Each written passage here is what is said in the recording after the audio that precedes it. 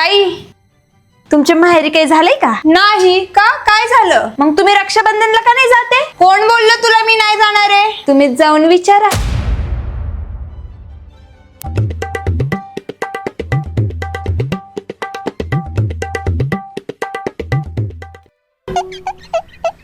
बर बर चालेल. सासूबाई, खिचडी.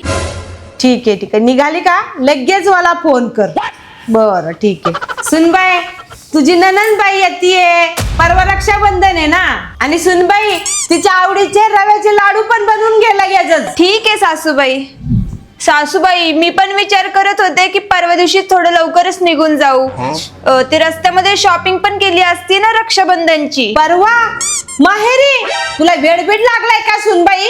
हा, तुझी ननंद येणार आहे, तयारी कोण करणार आहे? सासूबाई, जसं ननंदबाईसाठी त्यांचा भाऊ इम्पॉर्टंट आहे तसं माझ्यासाठी माझा भाऊ पण तरी इम्पॉर्टंट आहे ना. अगं सुनबाई, नको, कोण बोललंय तुला?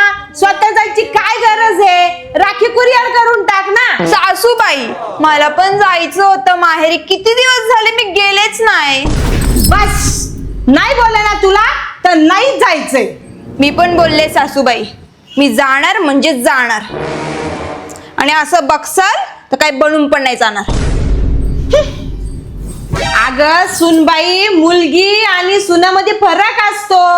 मुलगी या घरची पाहुणी असते आणि सून या घरची लक्ष्मी असते, आणि पाहुण्यांचे स्वागत घरचेच लोक करतात. अरे वा ताई, म्हणजे रक्षाबंधनला मुलींनी फिरायचं आणि सगळ्या सुनांनी घरातच राहायचं, म्हणजे सुनांनी राखीच नाही बांधायची आपल्या भावाला. वा वा वा वा दीदी, काय लॉजिक लावलंय. चुप, तू झाडू मारती का पेट्रोल टाकती?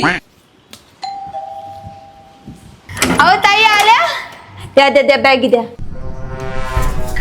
बॅगी तरी काम्याच आहे, टेन्शन नका घेऊ दीदी, जाताना सगळ्या भरून घेऊन जाईल. अगं माझी पोरगी ती, आई किती वाढली ग तू. सासरच्यांनी लय काम करून घेतलेत ना. ननंदबाई कशा आहात? काय विचारू नका बघा बहिणी, ती माझी सासू बोली काय गरज नाहीये माहेरी जायची, ननंद येतीत म्हणे. तिचं कोण करणार? मग काय केलं तुम्ही? मग काय, सरळ तोंडावर नाही बोलले. वर्षभर असेल मी सून, पण रक्षाबंधनला तर मी बहीण आहे ना. सरळ बॅग भरली आणि आले निघून. एकदम बरोबर केलं बघ. बहिणी तर यायची काय गरज होती? राखी कुरिअर पण करता आली असती. तुम्ही इकडे आलाय, मग तुमच्या घरी कोण बघणार? शेवटी तुम्ही पण तर त्या घरच्या लक्ष्मी आहे, हो की नाही हो सासूबाई? Nice.